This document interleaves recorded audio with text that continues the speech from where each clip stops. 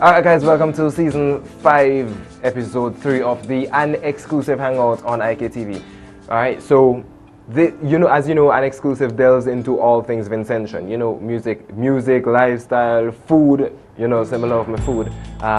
Anything that relates in any way to Vincentians. Alright, for those of you guys in Canada, as usual, thank you for inviting us into your homes or bars or wherever you're looking at this episode right now. UK, you know, all of you guys, we love you guys. So, episode 4, we with another Trinidadian. This time it's Keron Thomas, the Furnace. Alright, so he is an artist from Trinidad. We're gonna delve into a little bit more of him and why he's here in our blessed St. Vincent and the Grenadines. By the way, we just celebrated 36 years of independence, so big up all Vincentians all over. Those of you guys in the diaspora don't know, big things, Vincy to the bone, right? So, Keron, how are you doing today? It's a pleasure having you. It's a blessing being back in St. Vincent and the Grenadines.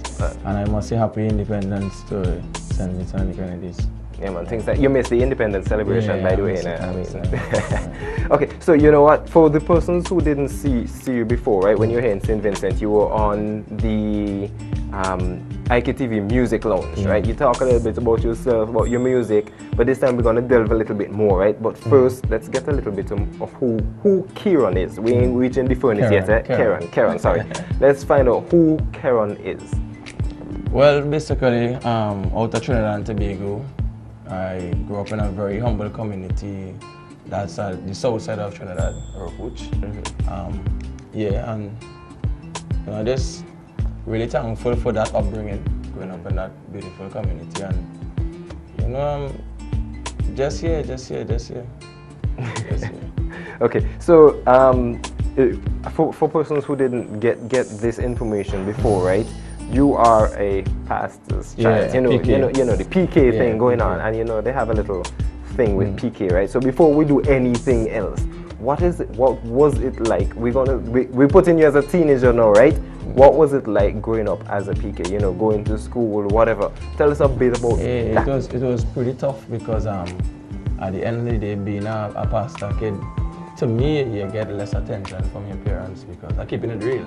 You get less attention from them because everybody that has problem, they come by your parents for advice. So they didn't really have much time with us in terms of spending time with us in my early upbringing. You know what I mean? So I must say it's very difficult, but at the end of the day, you really take the love of God to pull it through. You know what I mean? To bring me thus far, it really take the love of God to bring me thus far. Okay, so remember we said that we're going to delve a little beyond the music lounge, right? Yeah. And I don't think I asked you before what not to ask you, so this is a real exclusive, right? Okay, so as a teenager, right, you would have gone through certain challenges. I mean, even despite the fact, should I say despite the fact that you're a PK, or should I just say you're a teenager living teenage kind of life, whatever you call that, right? Some of the challenges, I would not call them out unless you purposely leave them out. Then I'm gonna call you out. So I want you to be completely open. You know, like were you in a gang? Did you join any gangs? You know, you had trouble with the law. I was, to be honest with you, always a fighter.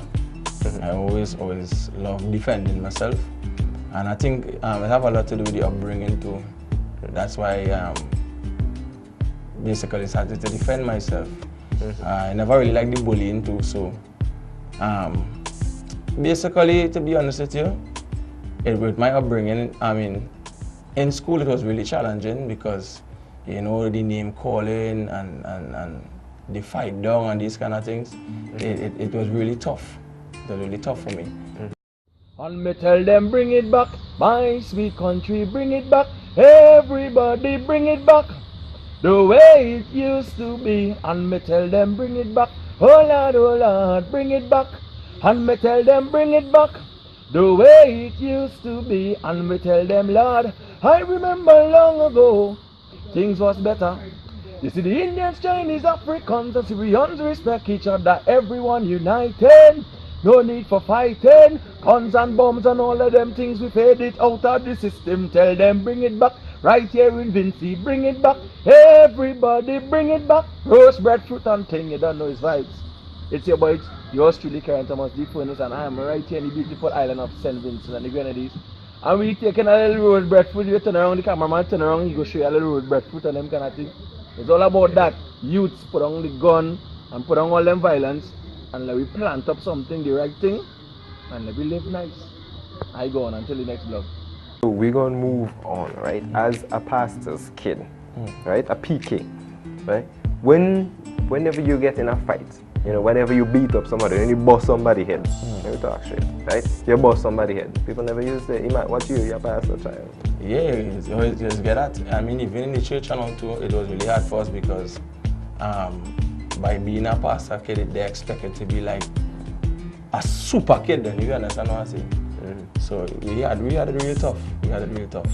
How did you cope with all of this? I mean, it was real hard. It was real hard, but coping with it was really tough. It was really tough coping with it, but I don't know.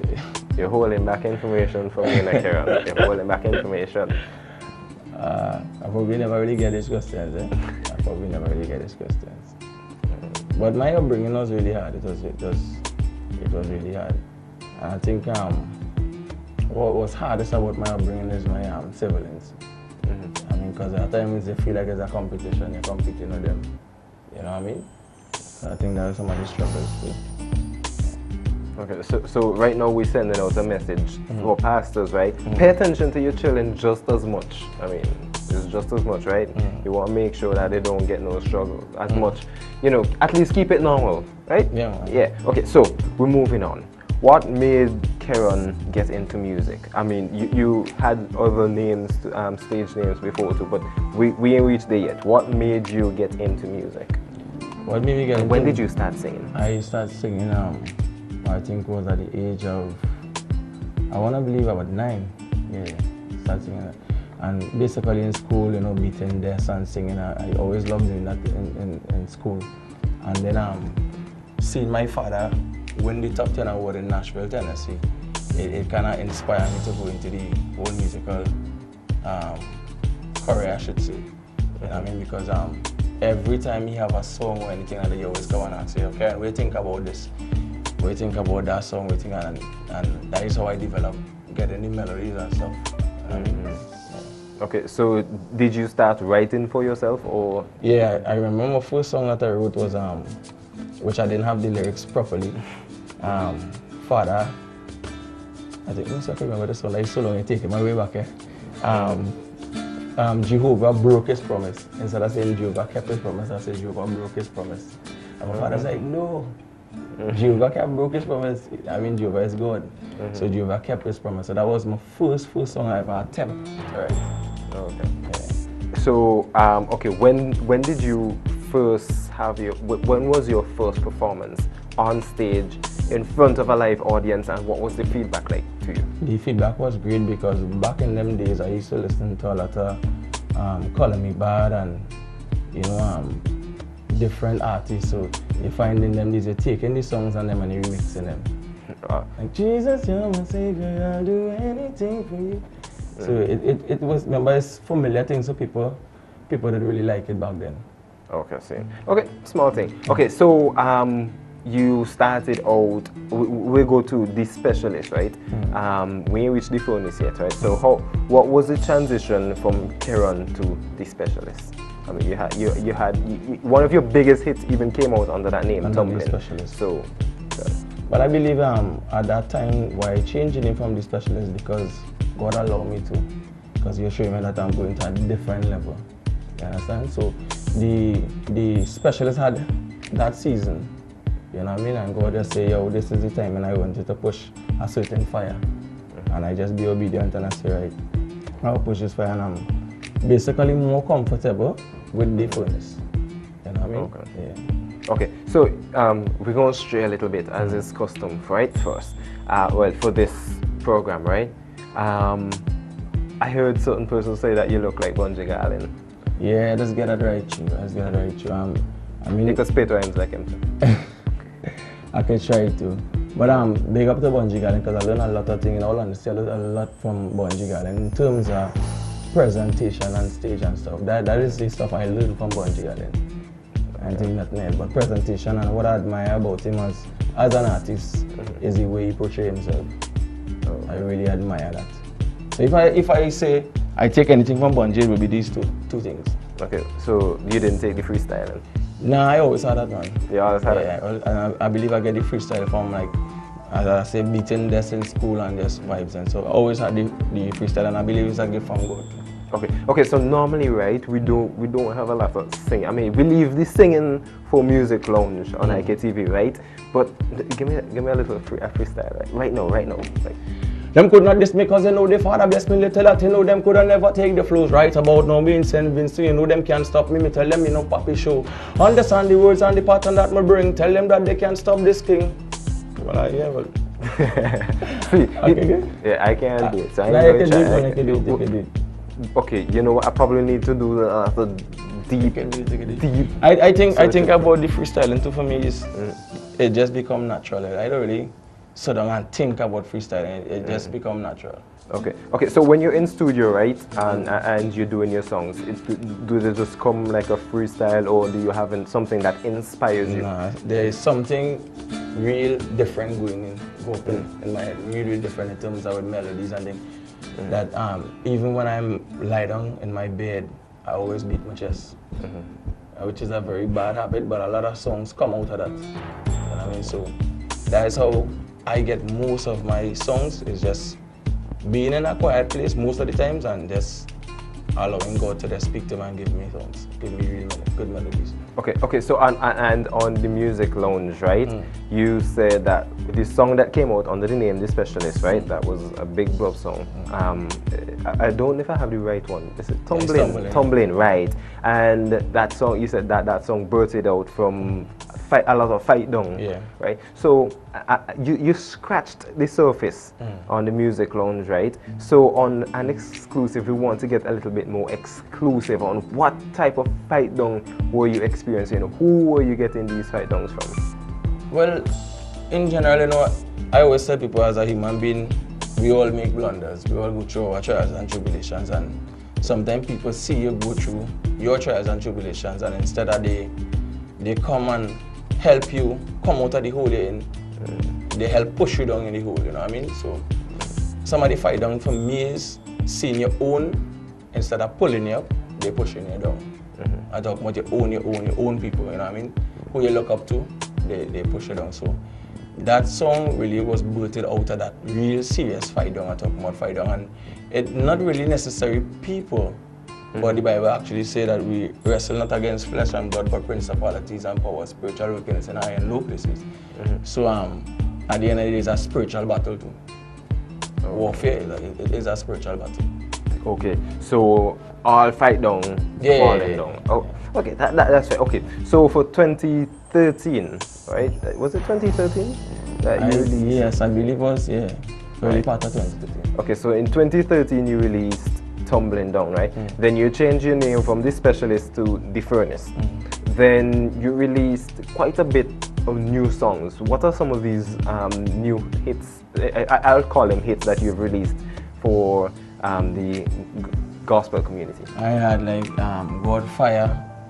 I had like Favor. Send Me. There's a whole heap of songs. I don't think I can remember all the songs right now, but I believe that one of the things that are very, very strong in is having a good chorus, good melody. Yeah, so and with my melodies is how to put it, I'm looking for the right word. The format for me is thinking about the elderly folks. When I write songs, I have them deep in my heart, because you're not just catering for the younger generation, but you're also catering for the elderly folks, which I consider as the wiser folks, because I learn a lot from the elderly folks. Okay. So like Trinidad, right? St. Vincent loves soca, right? We love soca, and one of the genres that you write the soca, in the soca genre, you write in the reggae genre. There's this song, and I noticed from personal thing, like I take the song, and that's the genre, like songs that you take to people. They just love soca. People just gravitate towards soca, right? And there is this one, and you guys would see it on IKTV, and you say IKTV forward, right? The song Forward. What was your inspiration behind this song? My inspiration behind that song was I was just looking at life itself. And I was just saying, you know, as a Christian body, we could do more, because I was looking at television too and I seen that the violence and how things just getting out of control in the world. And I was like, yo, what we as believers, what we are doing to bring that change, and or what can we contribute to bring that change?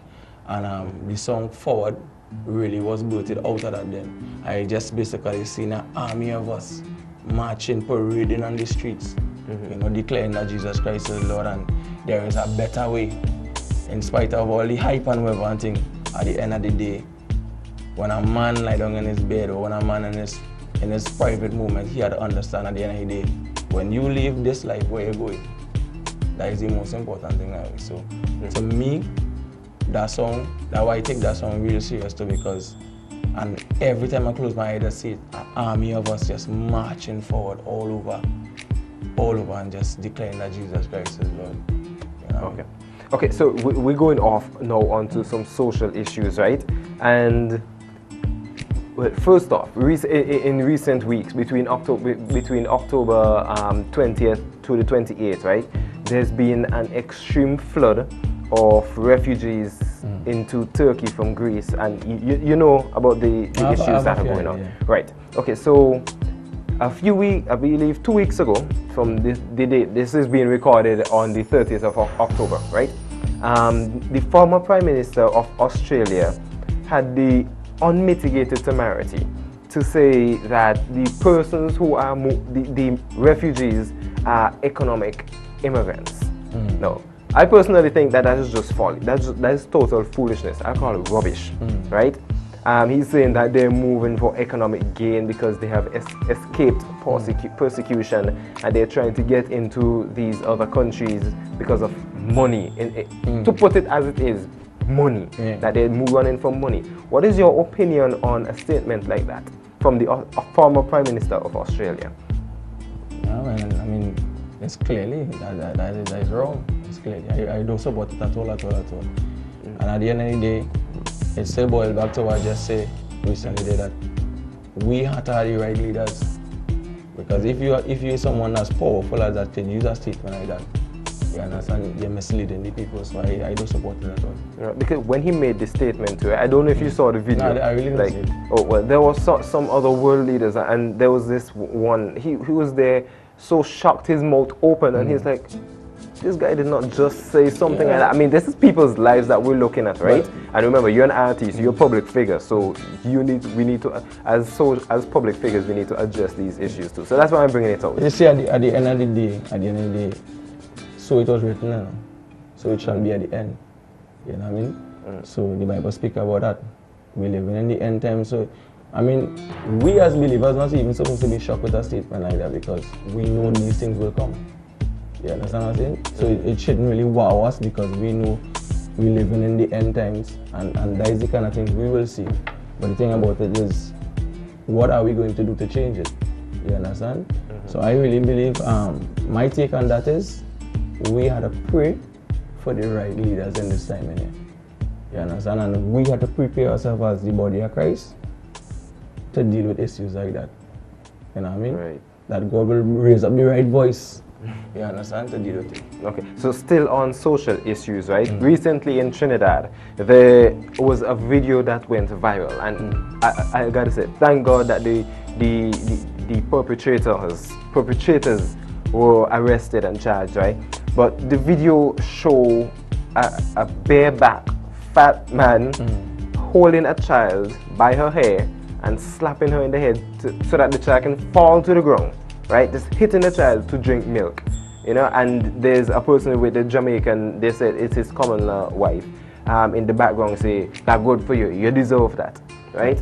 And this thing shocked a lot of persons, but the reality is, it is happening all over the world, just that some of them were not caught on camera. And the girl who filmed it is now being recognized by some persons as a hero to the little girl, right? What do you think should be the punishment for persons who carry out such act of cruelty towards children? Definitely jail. Yeah, I think they should be jailed. But at the end of the day, too, these people are sick in the mind.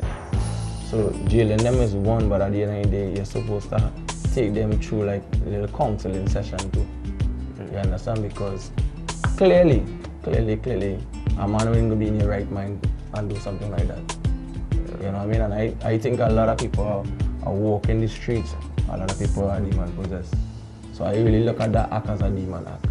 I don't think it's just a normal human being did that. You know what I mean? So I really think the process should be, yes, I really support him being thrown in prison, but at least take him through a little counseling session, find out what is the problem. You know what I mean? Because everybody had issues. You know what I mean? And we had to look at it at the spiritual side too. That have demons roaming in the place. Okay. You know what I mean? Okay, but you know, there's some persons though, right? They would say, oh, the Bible says if you spare the rod, you spoil the child, right? And they would use abuse under that cover. Definitely, right? That is abuse. That can't be. That is not it. Like, it's not proper correction for a child. You know what I mean? Because I have 2 kids. I was gonna touch on that. I have 2 kids, and clearly I remember one thing I learned from my wife is that you know, and I didn't really. My upbringing wasn't like this, where that whenever you beat a child, you come and say, you call them, you know why I beat you? This is the reason I beat you. And you have them answer to, okay, let me say my son is Tristan. Tristan, why daddy beat you? And you say, daddy, yeah boy, I shouldn't play with matches. Because they explained to me, matches will burn down the house. You know what I mean? So these are the things I think that parents should do, and I must, you know, stress on that then. Spend time, if you're correcting your child, explain to your children why you're correcting them. You know what I mean? And it just worked for me. And at the end of the day, yes, even though I hit them some lash and correct them, they still come back 5-15 minutes after and hug you up and say, Daddy, you know, I love you. And vice versa, son, I love you. You know what I mean? But just don't do that. You know what I mean? Okay. And the last thing on this issue, right? I did an interview with Stephen Joachim once, right? And he said something really stands out to me. Me personally, I prefer other ways of punishment, right, than the beating. So I want to know. I'm interested in hearing the other ways. Okay, we'll get to that. You know, there's grounding another. You know, there's you know, take away something that they love. Yeah. You know, just like. For example, me personally, we get to that. I mean, yeah. Me personally, right, growing up, I liked going out, right? I like being free to go where I want, when I want, right? And if I do something wrong, and you hit me for it, I'm probably gonna do a more, I know, personally, I probably would have done it over again, just because I'm like, I don't know, they ain't doing me nothing, they're gonna just wear off after a while, right? But if you prevent me from going, and my freedom is at risk, and I love my freedom. So if my freedom goes now on a risk, I ain't gonna want to do it again. But you know, children have a way to get under your skin. And when I say under your skin, it's like they know how to approach you. They have that eye, they have that look. They'll give you, Daddy. Oh, the pouting and everything. Yeah, Daddy thing. And I think a lot of parents bow to that, because children nowadays really up to the time. So you really can't. I mean, I support what you're saying, where you can ground them and this kind of thing, but in this time in here too, we see we don't take away that from school where you can hit a child again. Now you can get it when you're home. Yeah, I believe a little lash here and there is good. It's good. Yeah, a little lash is good here and there. It's important. It's important, because I think as I take that away from the school too, not straying from our discussion here, but even in the schools you're seeing so many videos being posted up on the social media, and it's like it is becoming a package, you know, because every day on the social media some schoolgirl, schoolboy fight and them kind of thing. So I think we really how to bring back corporal punishment. Yeah. I think probably for schools should be an exception, because you're giving me detention. Well, I would translate that into my same beating thing. I mean, you give me detention, I'll be like, oh, I just wait here for an hour or two. I ain't got nothing to do anyway. You know. So, but I mean, I don't want to be embarrassed getting hit in front of somebody else. But it does make it help you, because like me, I remember in my upbringing going to like school brothers and things. When I see my parents as pastors, and they against that. And my mom actually went in a school bus. Where's Keron Thomas? I'm looking for Keron Thomas. And I nearly get a sort out as it licks in front of everybody in the school bus. But at the end of the day, yes, it was embarrassing, which I really do support that level of embarrassment. But sometimes it does make you. It does make you something. Okay. And before I get to the point I was going to make, right? Stephen Joachim, right? He said that what he pointed out rather, right, is that some parents, they beat the child. You know how you say when you finish beating them, you communicate with them, right, so that they know what's happening. But some parents just say, I beat you because I love you, right? And then let's say this happened to a male, to a boy. He grows up now, beats on his wife, and then tell, I beat you because I love you, because that's what in a sense, what children grow up with is what they learn, right? So then that's what he learned to do. So he did it again, and that is domestic abuse, right? And then he added the point of the common definition of crazy, doing the same thing over and over and expecting a different result, right? And I'm bringing all of this up to add to what you're saying, right? In that one of the approach that should definitely be taken is know your child. Yeah, definitely. Because for me personally, as I used my example in growing up, right, beating me ain't gonna work. So if you spend time with your children, as you should as parents, despite, things are hectic. Sometimes I don't go to sleep until 4 o'clock in the morning, right? Sorry, slight distraction. Yeah, if you spend time with your children and you get to know them, you know what works, and you would know what rod of correction to use on them. So I'm just getting it out there. Seriously, spend time with children. They are the future. You say it all the time. The children are the future, right? But before you move on, can I ask this?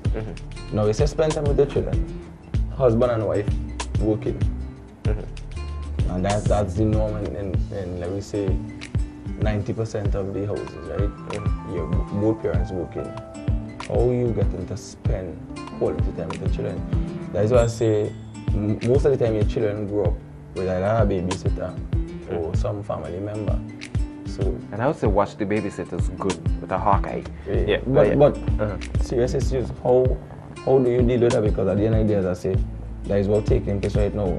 When you, maybe say you have an 8 to 4, tired, traffic, you reach home, like you say 6 o'clock, you're not getting to spend that quality time with your children.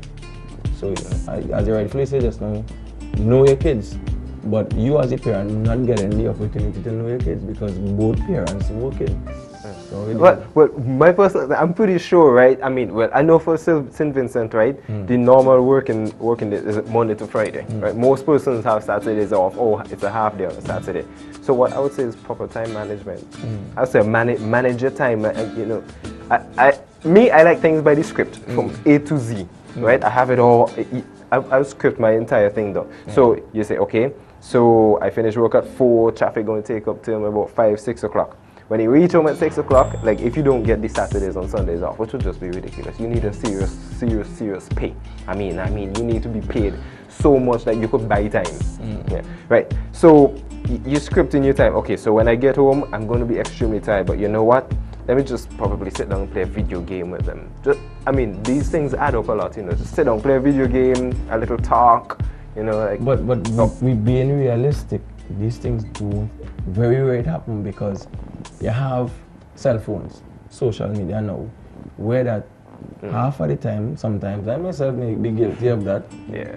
We on our cell phone, so it's hard. So that's why I say we had to bring it back to basics.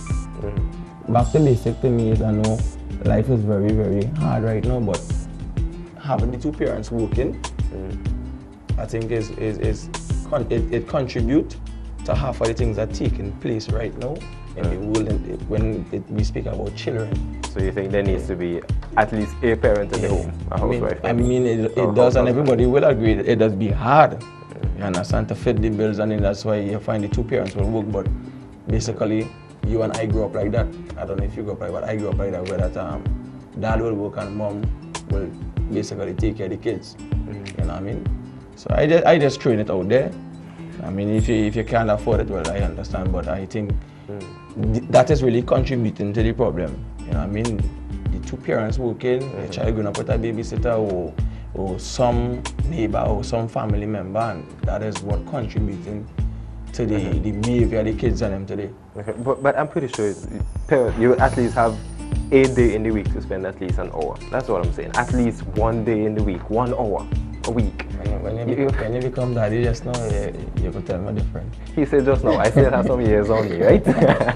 Okay, so I would say we're pressing for time, right? So we're moving along to why you were here in blessed St. Vincent. As I said, I love my country, Vincent. Yeah. Okay, so why are you here in St. Vincent and the Grenadines at this time? First and foremost, shout out to New Growth Ministries. I love all the bad. I want to thank New Growth Ministries for really bringing me here second time around. Always a pleasure being here, spending time with them. We are putting out a real nice concert. It's on the 7th of November. And help me with the information. Kingston. Yeah, Kingston. Kingston.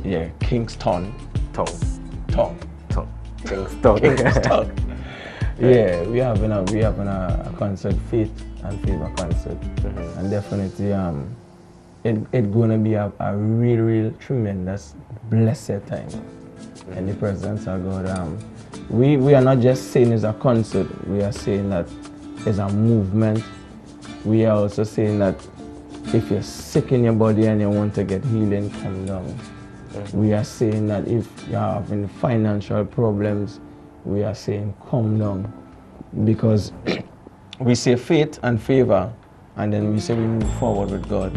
And I am basically a living testimony that God really came through for me in terms of having faith. I never did believe in faith. You know what I mean?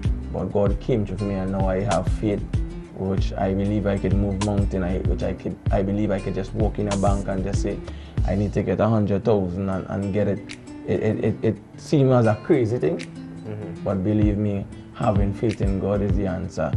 And then you get the favor. God line up the right set of people in your life. You know what I mean? So one of the things I must commend them, New Growth Ministries on, is that the name of the concert. What a name. Faith and favor. You know what I mean? So we'll have some jerseys on sale, your favorite jerseys, we'll have that on sale, and come along and be blessed. See some of your top ministers, and I'm so anxious to hear the top ministers from St. Vincent and the Grenadines. I am anxiously waiting to hear the ministers, because many times that we as ministers, we always like people to hear us. But this time around, I want to hear the people of St. Vincent. And I come out to be blessed too, as much as I want to be a blessing, but I come out to be blessed too. Okay, and the ticket prices are? The ticket price is $10 for adults, and children, I believe, is $5. Yeah. Okay, and what was the purpose of this?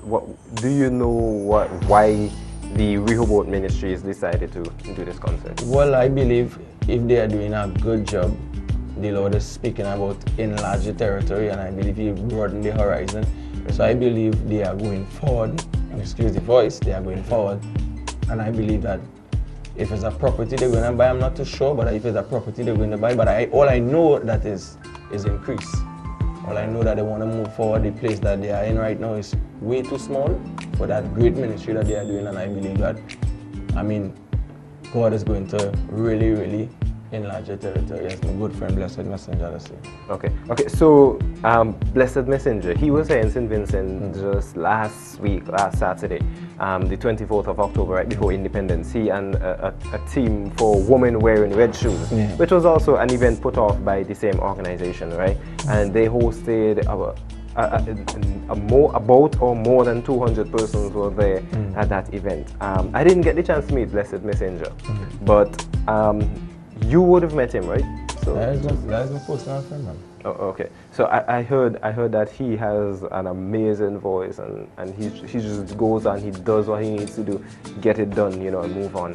But what I really want to focus is on local artists, and one who would definitely be there. And I'm doing this because I want to give this artist a push. Stacey Little. Stacey Little. Yeah. We met Stacey Little, Yeah. No, I haven't heard. You haven't heard her. But when on the 7th of November, I believe you would hear her. A woman wearing red shoes. She, like to this day, yesterday I was in town and in Kingston, and persons were talking about this voice. They're like, this person, she can go and sing with Tasha Cobbs, you know, and get an award there too, you know. I'm saying this to say that St. Vincent has a lot. Definitely talent. a lot of talent. You see that? Yeah. So, and this is one of the things that come off. Also on the 1st of November, Sunday the 1st of November, there's going to be a relief concert for Dominica. They're putting off, also having local artists. They have other artists, you know, secular artists from Jamaica, there's Vegas and others. But what I'm saying is St. Vincent has so much artists. If you look at Skinny Fabulous, he put off a song for independence, This Island Is Mine. And I mean, if you didn't have a love for St. Vincent and the Grenadines, when you see this video, I mean, and everything is like Vincentian come together and just made something awesome, something beautiful. We have Bungie Garland who came all the way from Trinidad to come up to our island to do a video using Vincentians inside his video. It's really, I must say, nice country. I mean, even from coming in the airport, the immigration officers and everybody just friendly and nice. It's really nice people, and must commend you guys on that being nice. Okay, and final. So we're coming down to the final things, right? So the final thing. What was the thing that stood out to you the most the last time you came to St. Vincent, and what are you expecting from St. Vincent? What stood out to me was God really show up in a different way. Different. To me, being real honest, God show up. I mean, you as a minister, as an artist, set out to do certain things. But when you really let God take full control, and that happened on the last concert, and I really excited to see what God gonna do again. Besides mommy your food, besides the food and Vinci food stand out here. Yeah. Okay. Any place in St. Vincent you want to go in specific before you head back to Trinidad? Yeah, I think we had the Falls of Balayan. We have so many different. I think a lot of people back home say, how come I didn't go the help me the volcano? Oh, last of all. Yeah, definitely want to see the volcano. Yeah, because you know it's the furnace now. You know, the furnace would like to be close to the fire. You know what I mean? So yeah, I would like to see there, and I want to visit some more of the beaches. Yeah. Alright. Okay, so as we wrap up, the question that nobody ever escapes, you know, even if we're out there at a party or whatever, wherever we are, nobody escapes this question in an exclusive. At the end of the day, after you finish your performances, after you finish ministering, after you finish life, after you finish this interview and moved on, how do you want to be remembered? I mean, at the end of the day, I want to be remembered as a guy that, you know, being real to people, and at the end of the day, touch many lives, and touch many lives. But at the end of the day, they must remember me at the end of the day as simplicity, somebody real simple, as men like David and them in the Bible, who was real simple men. But the difference, what make them different is God that walked through them. They mightn't be men of many words like me. I am not a man of many words, but when God walked through me, I could make it possible. Yeah. Okay. All right. Well, Keron, the Furnace. Let me call you back. The Furnace. It was a pleasure having you in studio for an exclusive. All right. So this brings us to the end of yet another episode of an exclusive hangout on IKTV. You guys, remember, I hope everything that came out here really stood out to you guys. 1, if you're in power, your job is to care for people. 2, spare the rod and spoil the child. Yeah. You could watch the episode another time and get everything that came out in it. But guys, seriously, love your country. Vincentian, support your own. Don't be the fight down because you're tumbling down if you fight down. That's how we say it. Yeah. Fight. You're tumbling down. Tumbling down. Alright, so guys, you've just seen another episode of An Exclusive Hangout. I am, of course, your host, Jeronnie. Still on Richardson. You can find all my information right there on the screen. Until we meet again. Soft kisses he would place on my head as I relax on my pillow, and as I lay my head to rest. I give my life to him because he knows what's best. In fact, no demon or form of evil would ever test it, would just lay low because he is the bread of life, Alpha and Omega, the former of my Genesis, the continuation of my Sega. In my pot, you know he be that sweet, distinct kind of flavor. Yeah, the one who saves, the one who heals. He knows it all even when no one knows how I truly feel. Counselor, Redeemer, he's the same yesterday, today, and forever. I died in him and he resurrects me. More than a fairy tale we were meant to be. It's the truth.